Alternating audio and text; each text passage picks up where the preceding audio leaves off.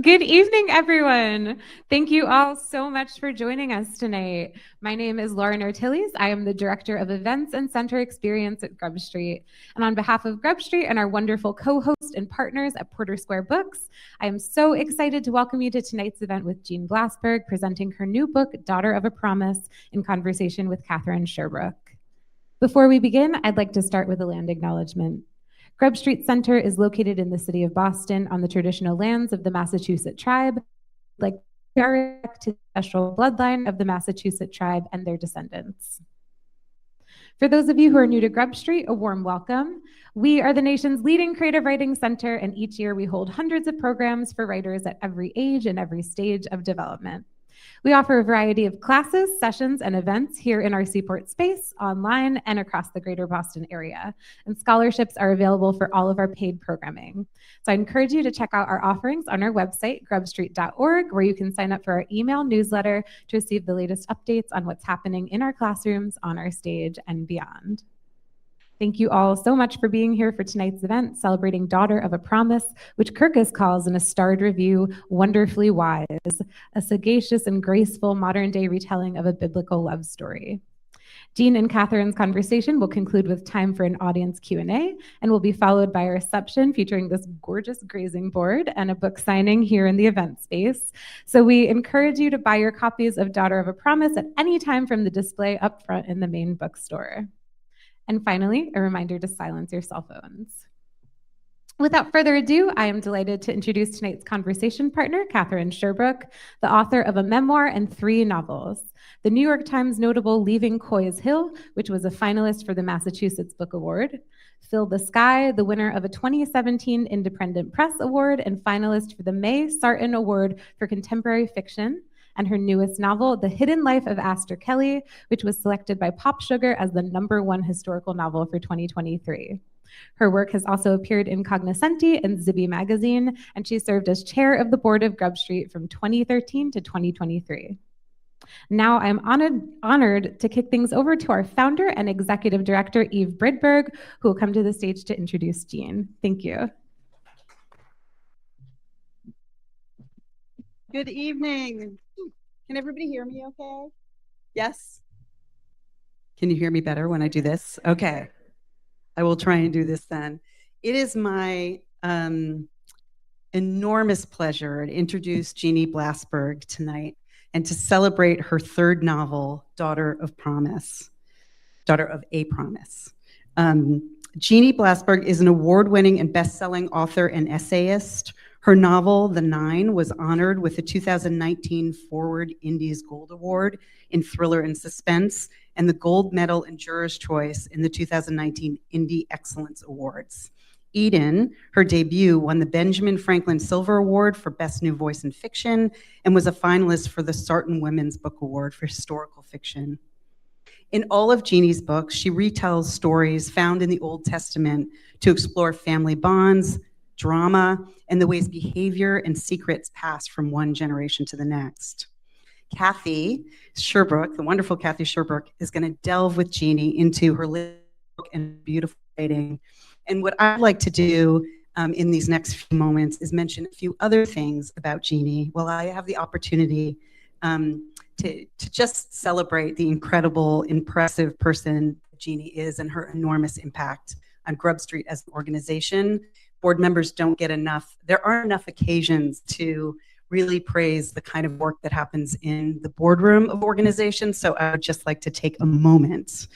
Some of you probably know that Jeanne is a highly ranked squash player who has won 2 national championships. And what it takes to be an athlete of that caliber, determination, grit, discipline, a vision of excellence, dedication, and boundless energy, the kind of energy that leaves everything on the field, or I guess I should say the court when it comes to squash, is what Jeanne brings to everything she does. She joined our board in 2016 and has been a dedicated leader since her earliest days. She is always among the first to raise her hand to lead projects or committees, to take on any task that needs to get done, to be an advisor, to open her home, to generously donate. In addition to being such a fully engaged leader, She's often the person in the room to ask the toughest questions and to be unfailingly honest, which can be tough, but it's always welcome because it makes us better. It's always coming from that place of excellence and wanting us to be the best we can. Jeanne and her husband, John, who's here tonight, were among the first who really helped us understand that we could dream as big as this space you're in tonight and to help us achieve that vision through hard work and dedication. In addition to GrubStreet, Jeanne is a force for good in co-chairing the Boston Book Festival and in dedicating this next chapter of her life to sustainability and farming as the CEO of Flynn Creek Farm in Verona, Wisconsin. It's a wildly ambitious project to set out to build a sustainable farming system, and I'm truly in awe. Instead of retiring or taking it easy in this next chapter, she's doing this incredible project, employing a lot of young people, including my son, which I'm deeply grateful for. And Jeanne tells me that he's doing a good job. And I can actually believe that because I know if he weren't, she'd say, call your son, Eve, tell him to shape up. And finally, on a personal note, I want to say one of the things that I think about Jeanne, I think about this beautiful Passover dinner I was lucky enough to be included in with my husband several years ago. And I was so moved by the entire evening. It was more spiritual and inspired than any other Passover dinner I've ever attended. Everyone gathered at the table was invited to think deeply about one of the biblical stories and to share during the meal. It was wonderful to hear all the stories at the table and also to experience the Blasberg family's unique and beautiful rituals. The night really sums up for me so much of what I admire about Jeanne, which is that she thinks deeply about occasion, invites everyone to rise to the moment, to participate thoughtfully, and in doing so, inspires us all to find meaning and joy in our life and in the work. So without further ado, I'd like to welcome her to the stage so that we can enjoy her reading.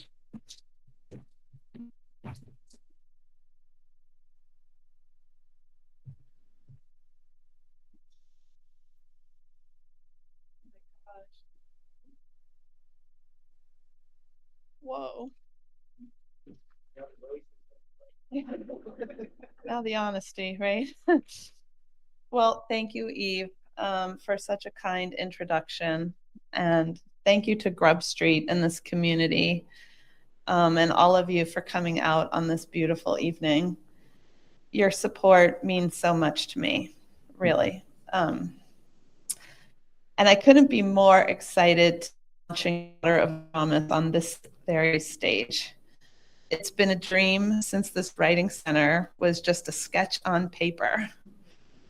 And speaking of those days when this building was just a blueprint, I have to thank Kathy Sherbrooke, who will be coming out in a second, for not only being in conversation with me tonight, but for being a generous and critical writing friend and an early reader of Daughter of a Promise, as well as an extraordinary leader in this community, as you heard, 10 years chairing the board here. So, Daughter of a Promise, and this copy has a weird piece of tape. Don't even ask me how that happened. I am so proud of this novel.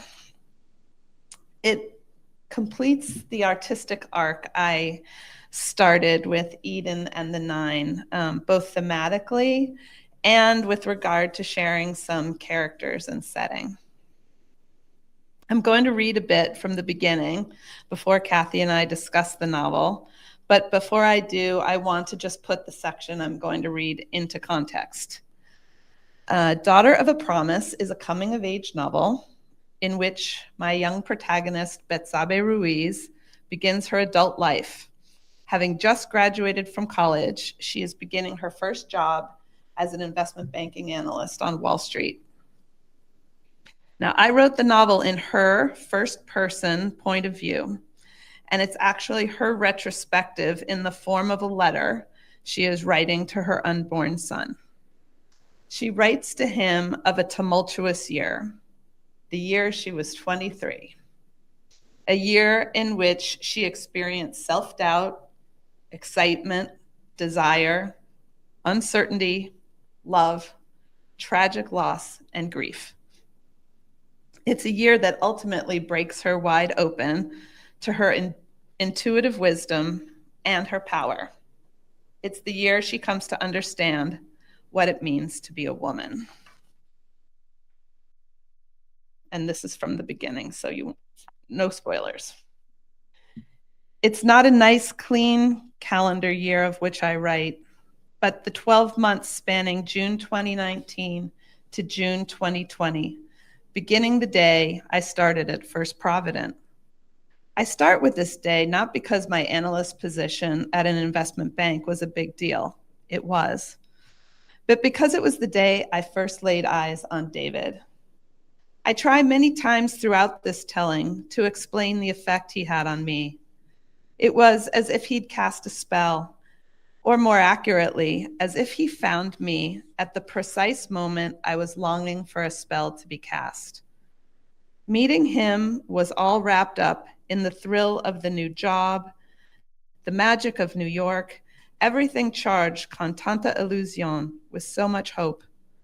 I'd moved into a studio apartment with Ray days after our college graduation, and when I wasn't exploring the East Village, I was putting together the right outfit or practicing my commute, the best strategy for the morning rush. From riding the subway to savoring spicy mustard atop a salted pretzel, I thrived on the pulse of the city, which pounded in my inner ear like the heartbeat of the universe. It's possible David and I crossed paths by chance, just as I was inhabiting every movie and song about New York's propulsive quality, convinced my destiny waited around the next corner. But when our lives did collide, it was as if I recognized him or recognized something about him, that intangible something at the core of every fantasy, with the lights on Broadway as a backdrop or the snow falling in Central Park. And in every version of that dream, I was on my way to becoming glamorous and strong, a confident woman who thought nothing of darting into Midtown traffic to flag down a yellow cab.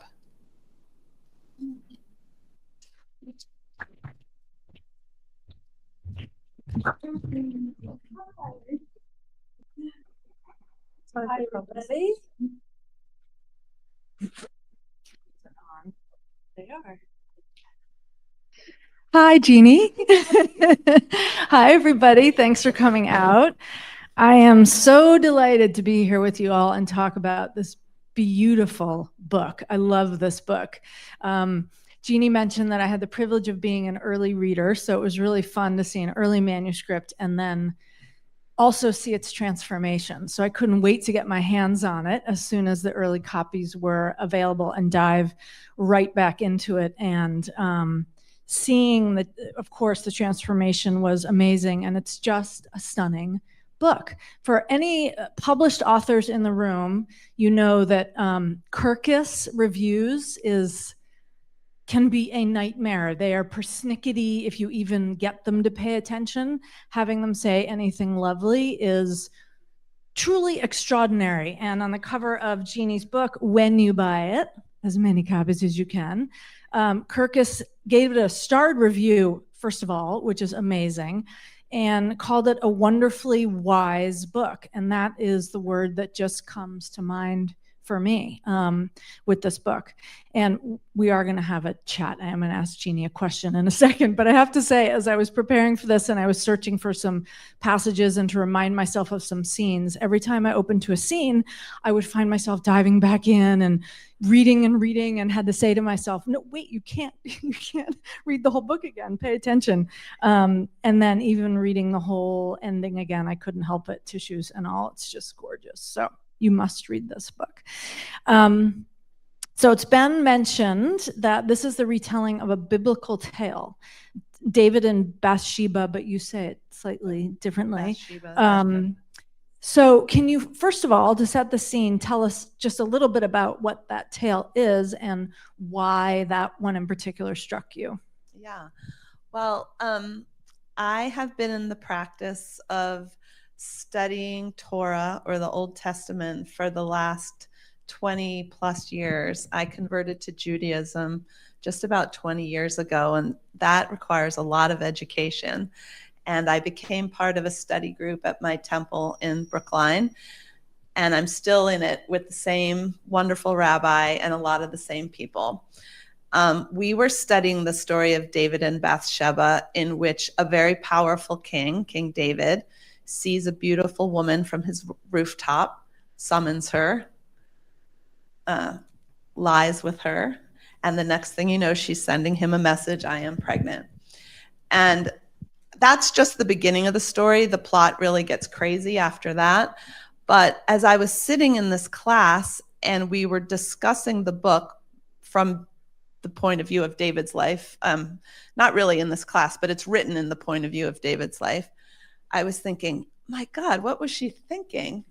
And for centuries, the rabbis have debated, was this consensual, or was it, was it rape? There's obviously this power dynamic, but as the relationship goes on, she seems to be an equal partner. And so there's just always been this debate as to whether it was consensual or not. And the year in which we were studying, Me Too was at the height of the press. And I just thought, this is an incredibly modern story. We're discussing the consent in a relationship and a sexual encounter that happened.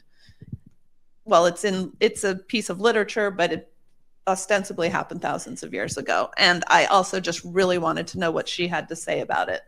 So that's why I picked this story. And I was kind of obsessed with this power dynamic and the story and the gray area of deciding whether how involved you're going to get in a relationship. Yeah. That's great. I mean, books that I think attack really big questions that people can have very different points of view about. So there are a few really big themes in this book that I want to chat with you about. One of the most obvious ones being power. You've mentioned it, King David, and in this book, David is the big wig at First Provident, head of M&A. So, there's power imbalance. There are lots of interesting questions about how we gain power, how we give away our power in ways that we may not even realize. David as a powerful figure, we'll get to him in a second, but I really want to start with Bathsheba, who goes by Bets in this book. You heard a little bit from her point of view with Jeannie's reading.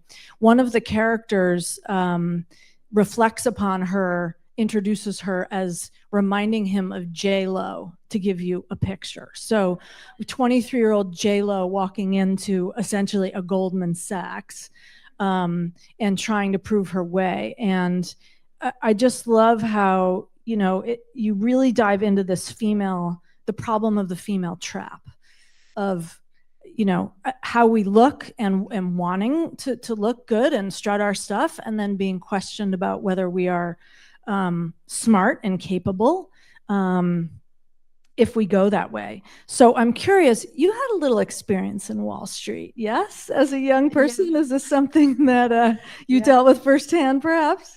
Well, I will say I did write Bets with a lot of the memories of being an art history, American studies major, and winding up in the really hardcore investment banking analyst training program and never feeling like my head was totally above water.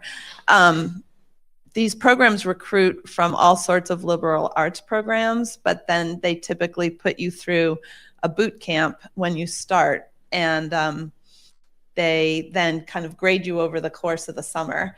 And so in Daughter of a Promise, Bets has the benefit of something I didn't have, which was called the internet. She could really watch YouTube videos and teach herself all the stuff she wasn't quite understanding at first, and ends up being first in her class. So that was not my situation, but I definitely also had a hard time finding role models and female mentors. There were probably 50-50 women and men in the analyst training program, but then at the end of the summer, you get put in a department that isn't necessarily the case. You could be the only woman in that department, and that was my situation. And I have to say, I'm just really impressed. You don't back away from tackling these issues head on. And you don't shy away from the kinds of conversations or the kinds of situations that happen on a regular basis. There's a scene early on, I'm not spoiling anything, where all the associates go to one of the partners' houses for a summer party. And Bets actually gets thrown in a pool by two male associates. And of course, her first thought underwater was, oh my God, I'm wearing a white shirt, right? The kinds of things only women have to deal with and worry about. And then she has to think about, how am I going to behave when I come up out of the water? Am I going to throw a fit, or am I going to play it cool? And then you go even further, and I just have to share this quote when she's sitting in HR, and HR was supposed to be on our side with a woman named Marnie, who then says, I think you should tone it down a little. Your makeup, your nails, maybe wear your hair up, throw on a cardigan, flat shoes. And then you have Beth say, I just love this, I was not expecting fashion advice from a stocky woman in a brown pantsuit. Who's like trying to be her ally and saying, let's take these guys down. So I just loved, you take a lot of risks in this book, but hitting an issue like that so head on, did that kind of dialogue come naturally to you? Did you have to really think about, I just love to hear your thought process in that. Yeah, I guess, a book goes through a lot of revisions. So I guess it did come out that way, and maybe a little riskier at points.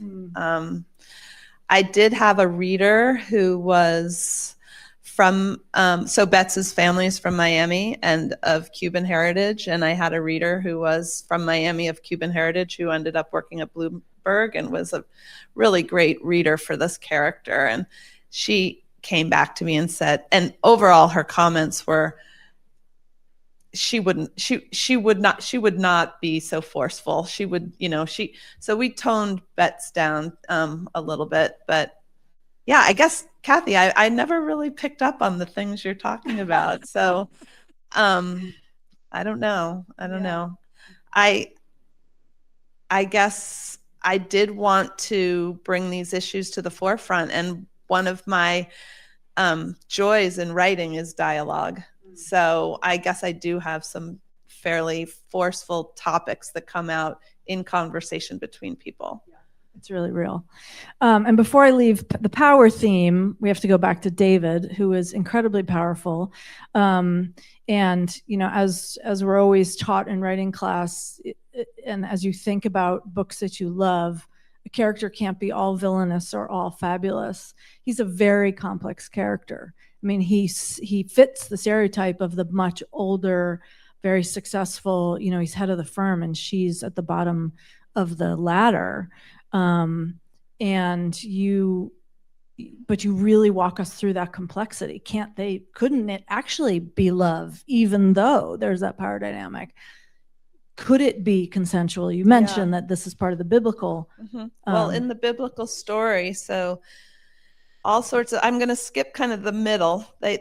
She becomes pregnant, and then all sorts of stuff happens. And I don't want to create a lot of spoilers in my novel, but I do try to parallel some of the machinations that David's mind goes through and kind of his way of trying to solve this issue.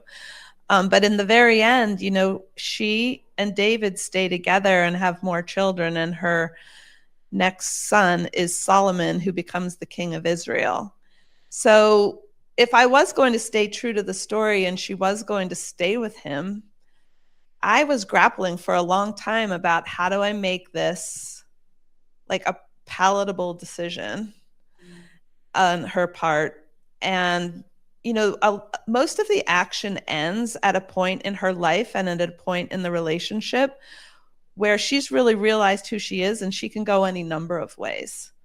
The fact that she stays with him really just comes out because you realize she's having another child, and she's writing this letter to him, and at some point she refers to who the father is, and it's David. And so you kind of get that King Solomon, or Sol in my book's case, holds the mantle of wisdom in Jewish tradition. And so my premise is that he's getting this wisdom from everything his mother's telling him. But yeah, at one point she writes, I ended up staying with him. I had to, or you wouldn't exist.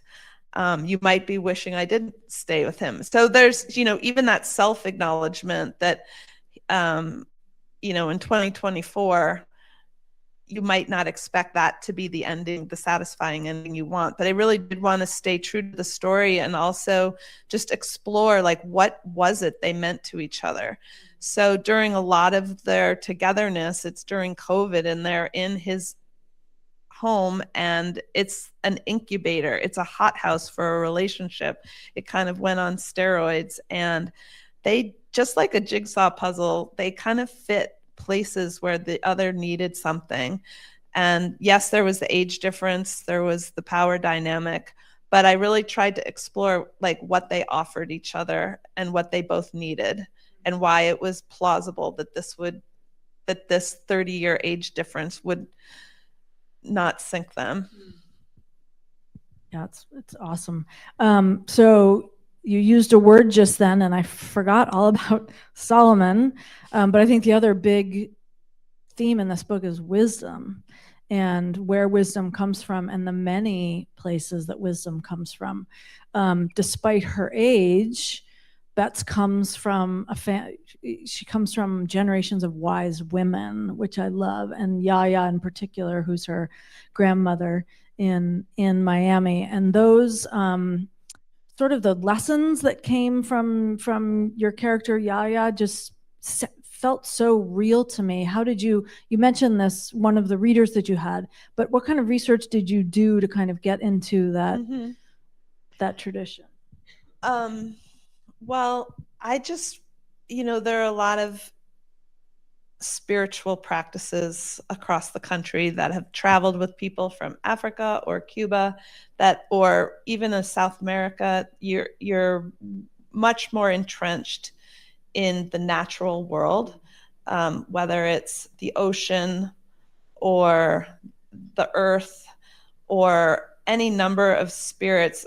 But I just really wanted to have Betts come from a family that was more grounded in nature and worship things in the real world. And so I call it in the book The Religion, which is, it's somewhat based on Santeria, but there's not a whole lot. I read as much as I could, and have been in South Florida a good amount with kind of that interlap of Jews and Cuban cultures in Little Havana or different parts of South Florida. Anyway, I really thought that, what Betts thinks is that she's got to let all of that go in order to become smart and worldly and adult.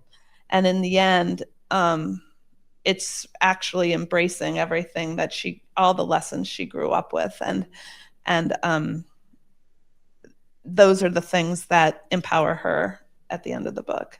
And keep her grounded. Keep her grounded. Everything she has to deal with, which is a lot. Also, you explore a lot in this book, hard-earned wisdom. So she learns a lot through her family, but also just by virtue of the decisions that she makes and the consequences that come with them. And one of the things she says, again, because she's writing to her unborn child, when she talks about one of these decisions, was it was one of those moments after which nothing would be the same. You'll have those moments too, and I hope you recognize when they are upon you, which I think is just a great example of trying to send that wisdom to the next generation. You're a mom. Do you think kids learn that way? Or you think they have to make mistakes themselves? Oh, definitely have to make mistakes. Yeah, I definitely think after a year on her own, though, and she makes some mistakes, she rebounds, but then things just happen in the world to her. And I think when her mom kind of comes to help her out towards the end of the book, she's had enough hard knocks that she actually finally listens. Yeah. So maybe you have to have a lot of your own experiences, your own mistakes made, and your own attempts at righting the ship. Right. I think also when you become a mom, you have a lot more appreciation for your parents. Or when you become a parent, you have more appreciation for your parents, and you might be willing to maybe listen to them a little bit then. But who, you know. But her willingness to also openly share what she's been through is an extraordinary part of it. And, you know, you say hard knocks. I think she makes a big point, or one of her big learnings is, and actually her mother says it, her grandmother says it, and then Bette says it, which is, you can't grow without pain. Yeah. Which is just a really beautiful thought and very true. There's kind of no way to fake it. Yeah, I know. Feels like. I think we've all been through a lot collectively in the world and as individuals, and loss. And so, half of the timeline in this book is set during COVID. And so there is pain and loss and tragedy, and then some personal loss. And I think, you know, when you lose someone in your own life, maybe for the first time, you realize, oh my gosh, I never really understood what it meant to be fully human until I experienced this loss and understand what so many people are walking around with. Yeah. So she has one of those epiphanies as well. And you write it beautifully, which is why I had to read it all over again with my tissue box very close by. It's absolutely stunning. So speaking of hard-earned wisdom, this is your third novel. So can you talk to us a little bit about what you've learned through that process, maybe how the writing of this book, is it different? You know, what have you learned that helped you write this book? I learned it never gets easier, that writing novels is extremely inefficient and difficult and a circular, crazy-making process. But I have learned since my first novel. I think I showed up at GrubStreet for my first class after I'd been working on my first novel for, I'm not kidding, like 7 or 8 years. And I realized the power of getting feedback and getting honest, helpful feedback. And so I seek that out much earlier now. The 9 was workshopped just like in real time. And now with Daughter of a Promise, although I was isolated with COVID, I took classes, I took a year-long fellowship, I had a lot of mentorship and help along the way. And I just can't. And so, if anything's gotten easier, I'm not the type of person who hides all my pages until they're perfect in order to share them. You know, I send you things like, what is this? But I definitely have enjoyed collaboratively giving feedback and getting feedback as a part of writing groups and classes. And I want to open up for your guys' questions in 1 second, but it strikes me, and I love both of your other books, that this book is particularly ambitious. I used the word risks before.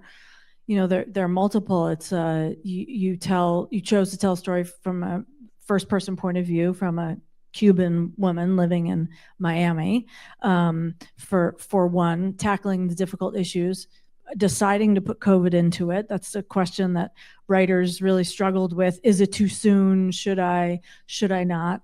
And then also layering in characters from your previous works.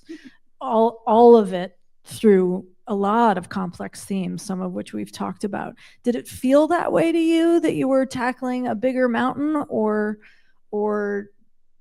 I don't know, as much as you say it doesn't get easier, do you think your skill has stretched to the point where, Hillary, I always want to call her Hillary, Emily St. John Mandel, who was at the Muse this weekend, said something beautiful about how she always tries to write at the edge of her talent and skill.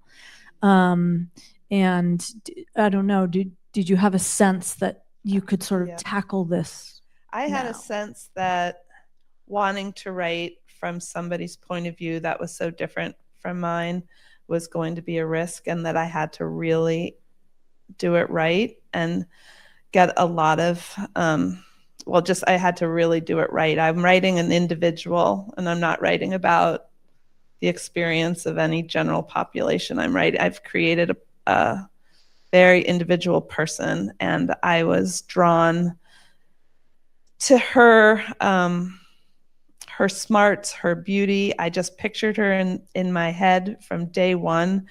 I thought the fact that she and David had both roots in South Florida, but they were so different. Also that she kind of had feet in multiple worlds, having gone to college in a small upstate New York liberal arts college. She was facing kind of this feeling of, having to prove herself a lot. And that was just going to amplify the story. And, but I did know I was taking a risk there, but I really wanted to do it well. And yeah, I worried about that a lot. So I think I worried about it to the extent that I really, really worked on it.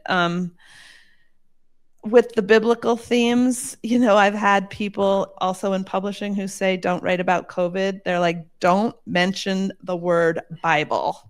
Do not. Nope. No, but it's the Bathsheba and the David and Bathsheba story, legend, tale, drama, whatever, but don't say Bible. So, that's something. And I'm like, well, I'm inspired by this stuff. So if the word Bible comes up, I'm going to risk it. It's not a religious book, but I'm going back to one of the original foundational texts of our Western civilization. And I think that has been done by great writers throughout time. So anyway, but you know what? I also feel like I wanted to take those risks and do those things. I felt like I could maybe write this. There's a really beautiful friendship. Bets and her roommate Ray have a relationship that they have to really work on.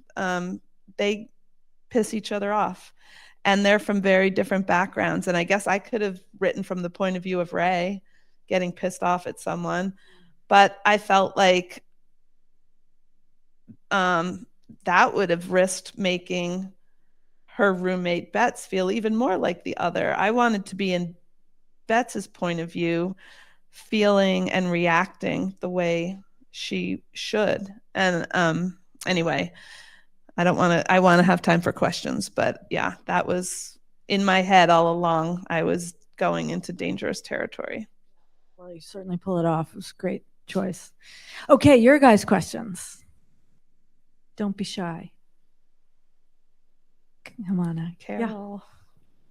I'm curious, advice against studying it during COVID. What changed your mind? What made it essential? Great question. So the question is, why did I go ahead and set the book during COVID? And I think one reason is because I was writing it during COVID, and it just felt like, this is insane. Like, is this our new normal? But the story of David and Bathsheba has David trying to do away with, in the Bible, it's Bathsheba's husband, who's a general in his army, and he ends up having to send him off to the front carrying his own death warrant because he won't sleep with his wife and kind of legitimize the pregnancy. So I was like, oh, I know what'll happen. This poor he's not her husband, but it's a more age-appropriate boyfriend, will be sent off to the Hong Kong office.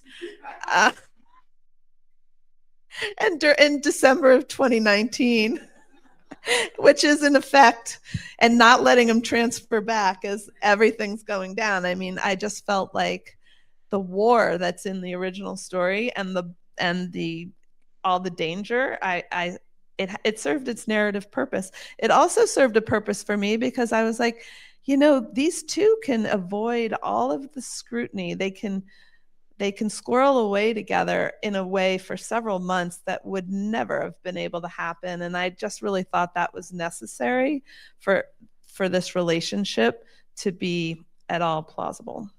And I should say, for anyone out there who is thinking like, ooh, I don't know if I'm ready to read a COVID story, it's really not a COVID story. I think of it like Tom Lake, if any of you have read that beautiful book.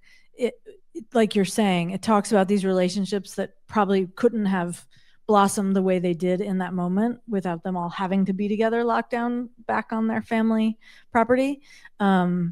So it's the setting more than exactly the topic. It was a convenient narrative device as well. Right. Who else? Crystal.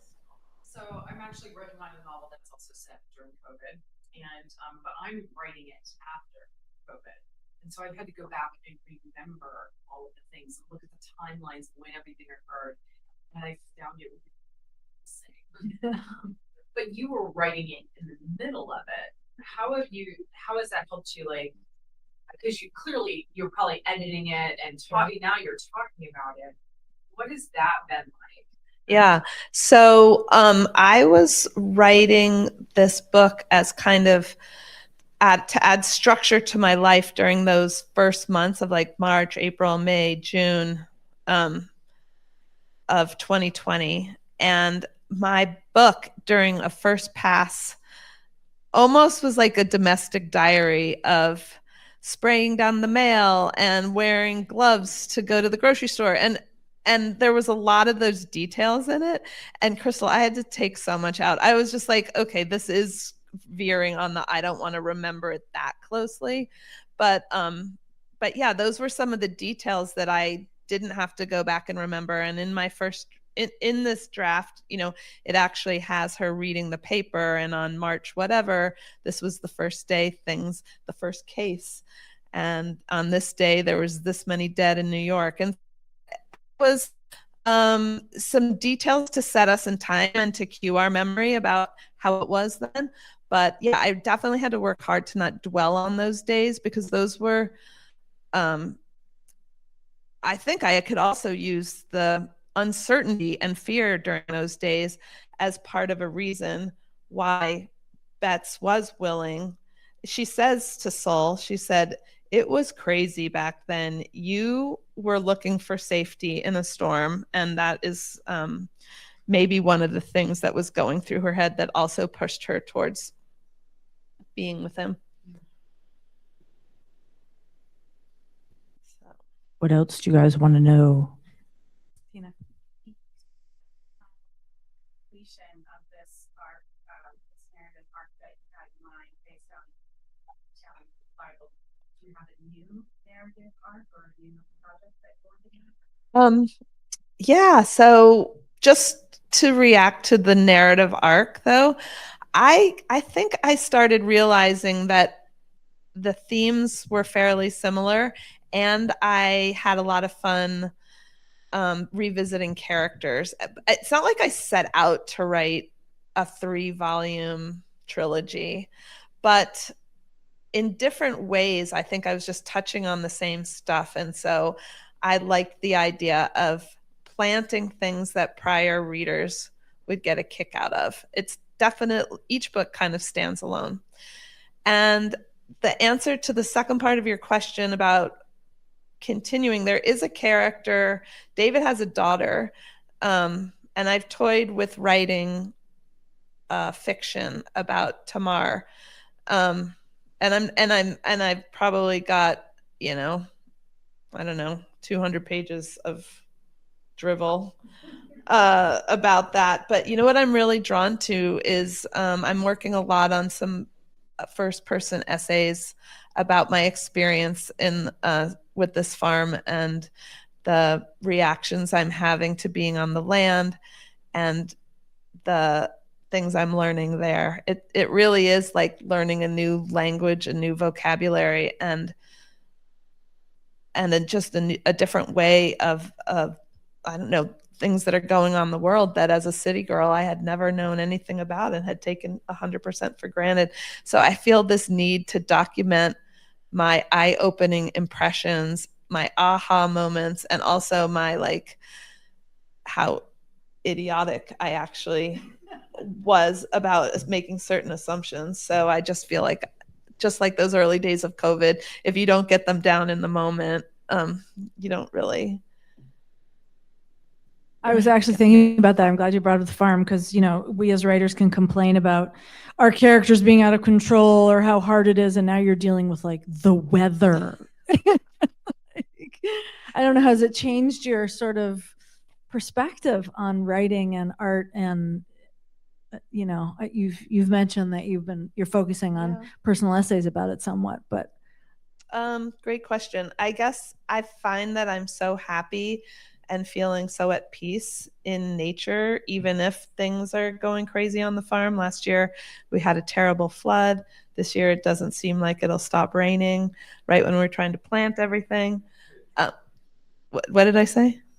Oh yeah, we didn't have a flood, we had a drought. This year we have locusts, we have cicadas. It's like, it's biblical, speaking of the Bible. Yeah, and the funniest thing is, the thing that's been causing me the biggest headache on the farm is the well, which couldn't be more biblical. It's the placement of the well. And so anyway, I find a lot of funny metaphor in that. But I love actually being there, and I feel at peace. So I do have time in the day to write, and yeah, I find myself like interested in things like birds and invasive weeds and how to get rid of them, and goats and sheep, and I don't know, just things I never thought of before. The oak trees and mushrooms, and like last week was amazing mushroom foraging, and it was kind of this like, we find all these mushrooms and which ones can we eat and which ones shouldn't we eat, and I don't know, it's slower pace. Yeah. It's good for me. Yeah, and expanding your experience set, it sounds like, which is great. Mm-hmm. Any other questions? One more question. Anyone? No? Well, okay, yes, Mariana.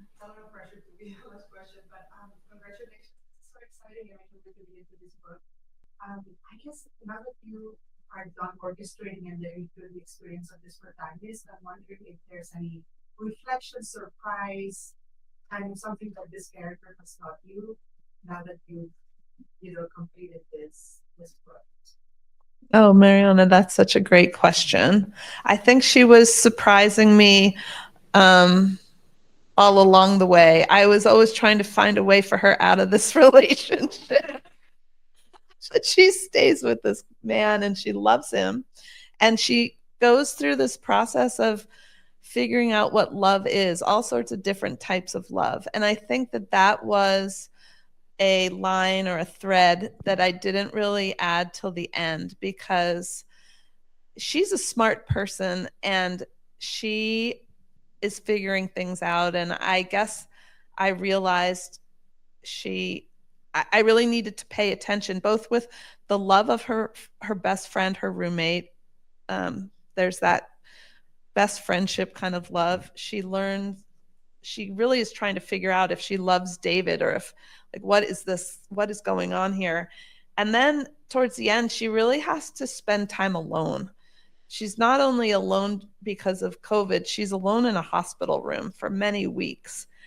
And the time that she spends alone is so transformative, and she actually starts to love herself and her solitude. And I think she was demanding of me that, I let that be a positive experience. And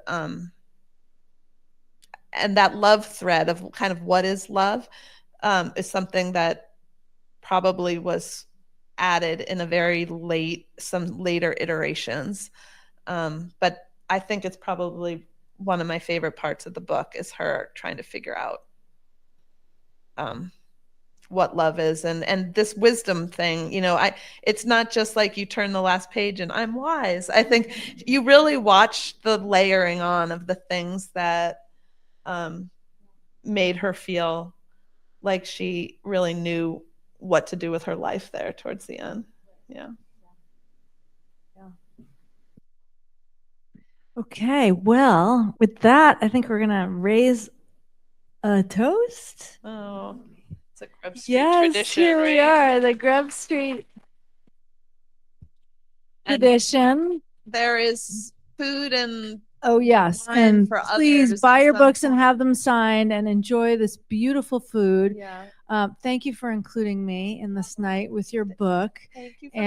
And Wait, and also for people who came, if you already own Daughter of a Promise, think about supporting Porter Square Books by picking something else up while you're here too. That would be yes, that would be great. lovely and generous. And there's, along with hard-won wisdom and pain and all of those things, there's so much about motherhood, and you've birthed another beautiful baby.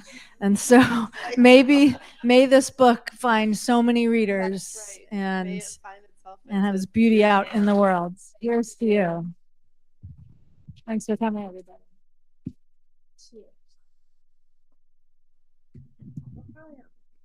Thank you all so much for coming. Let's have another round of applause for Jeanne and Kathy.